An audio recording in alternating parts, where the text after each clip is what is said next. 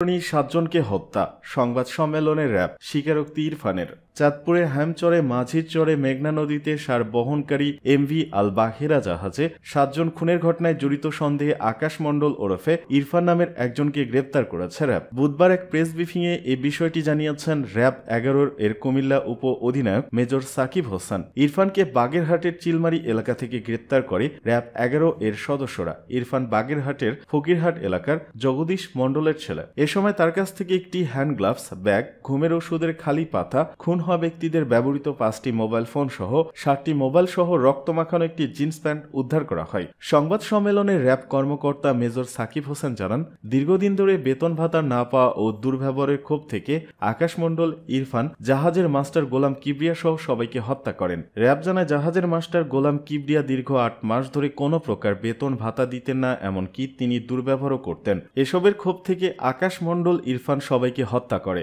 প্রাথমিক জিজ্ঞাসাবাদে ইরফান জানান, জাহাজের বাজার করা ইরফান পাবনার একটি বাজারে নেমেছিলেন। সেখান থেকে তিনি 3 পাতা ঘুমের ওষুধ কেনেন। আর যে চাইনিজ কুড়াল দিয়ে সবাইকে কুপিয়ে হত্যা করা হয় সেটি আগেই জাহাজে ছিল। কুড়ালটি জাহাজের নিরাপত্তার জন্য রাখা হয়েছিল। র্যাব দাবি করে বলে, ইরফান প্রথমে খাবারের মতো ঘুমের ওষুধ খাইয়ে সবাইকে অচেতন করে, পরে হাতে গ্লাভস পরে চাইনিজ কুড়াল দিয়ে সবাইকে কুপিয়ে হত্যা করে। এরপর সবার মৃত্যু নিশ্চিত করে নিজের জাহাজ চালিয়ে চাঁদপুরে হ্যামচর এলাকায় এসে অন্য একটি ট্রলারে করে পালিয়ে যান। র্যাবের ভাষ্য, মাস্টার গোলাম কিবরিয়াকে হত্যার সময় অন্যরা দেখে ফেলায় ইরফান তাদেরও হত্যা করেন। উল্লেখ্য, সোমবার দুপুরে চাঁদপুরে হ্যামচর উপজেলা মেঘনা নদীর ইশাবালা খালের মুখে নোঙ্গর করে রাখা সারবাহী জাহাজ থেকে 5 জনের মরদেহ উদ্ধার করে পুলিশ। পরে মুমূর্ষু অবস্থায় উদ্ধার করে হাসপাতালে নেওয়া হলে আরও 2 জন মারা যায়। তাদের সবার শরীরে ধারালো অস্ত্রের আঘাত ছিল, কারো কারো ছিল গলা কাটা।